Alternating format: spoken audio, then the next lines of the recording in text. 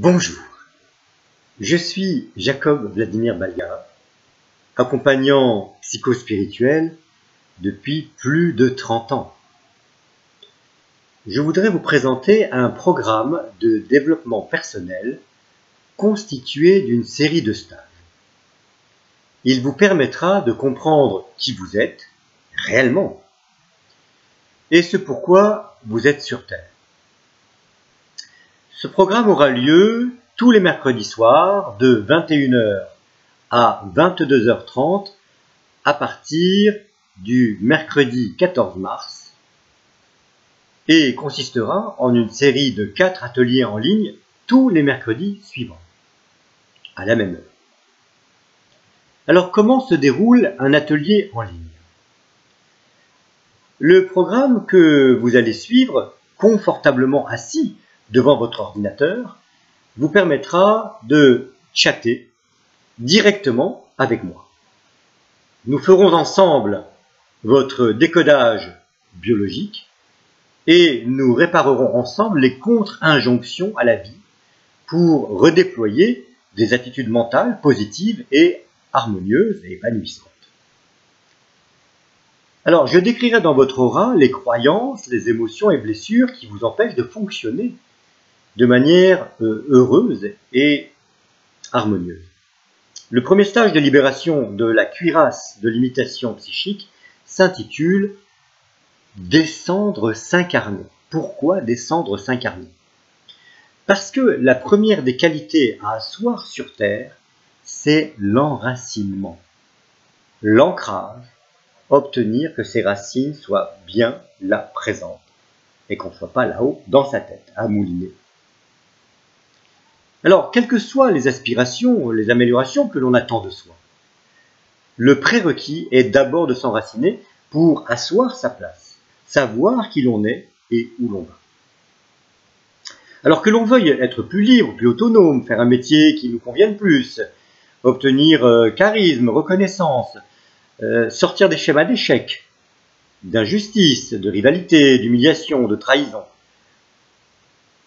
quelles que soient les souffrances dont on veut sortir, les schémas de dysfonctionnement dont on veut sortir, la première étape est de s'enraciner. Alors, si le tai chi, le qigong, le yoga sont des arts martiaux, sont des arts qui en général ancrent durant la séance, alors c'est sûr que ça fait beaucoup d'adeptes parce qu'on sort de là beaucoup mieux. Le but ultime de ces techniques, c'est bien d'ancrer, d'enraciner, de se connecter à la Terre, dans l'immédiateté de l'instant. Vous avez remarqué, si vous pratiquez ces techniques, que lorsque vous êtes ancré, ça calme et apaise le mental. Et ça nous remet dans notre puissance à vibrer. Donc on est toujours bien au sortir d'un cours de yoga, ou de tai chi, ou de qigong, ou d'un massage. Mais dès la première interaction sociale et affective, c'est encore pire, une interaction affective, l'ancrage ne tient pas. On fusionne, on fuit, on se soulève, on l'évite pour éviter le corps. Alors, pourquoi ça ne tient pas? Parce que les injonctions mentales internes auto-limitantes qui président à notre vie sont plus puissantes que toutes les techniques d'ancrage. C'est donc cela que nous allons réparer. Parce que l'enracinement, c'est le charisme, c'est l'intuition, c'est l'instinct, c'est la possibilité d'être dans la voie du juste milieu, parce que l'ancrage, c'est la terre, et la terre, c'est l'amour. Quel que soit notre objectif final, que ce soit améliorer quelque chose, se débarrasser de quelque chose, la première étape est de s'enraciner, c'est-à-dire descendre. Les parties inférieures de l'âme qui résistent descendent dans le corps éthérique et dans le corps physique, s'ancrer, s'incarner. Alors, qu'allons-nous réparer durant cette première étape, cette première série d'ateliers? Il y a deux types de difficultés d'incarnation à réparer. La première concerne tous ceux qui sont intéressés par la spiritualité, car ils préfèrent le ciel à la terre. C'est 20 à 30% de la population. Alors, la recherche de la source, la recherche de revenir à l'un, l'unité primordiale, qu'on appelle le un, ou l'Esprit Saint, est due au fait que l'être sent la séparation comme une punition, un rejet de la source, et il y a une nostalgie et un refus de la terre. Alors cette peur de la perte, la peur de la séparation, crée une structure psychique qui empêche tout épanouissement sur Terre, parce qu'il n'y a pas ancrage et enracinement. C'est ce qui crée angoisse, anxiété et le mental qui mouline tout seul. Le deuxième type de difficulté d'incarnation, c'est la trajectoire existentielle qui commence à la conception. Parce que cette trajectoire est semée d'embûches, parce que dès la conception, les programmes mentaux des parents commencent à interagir.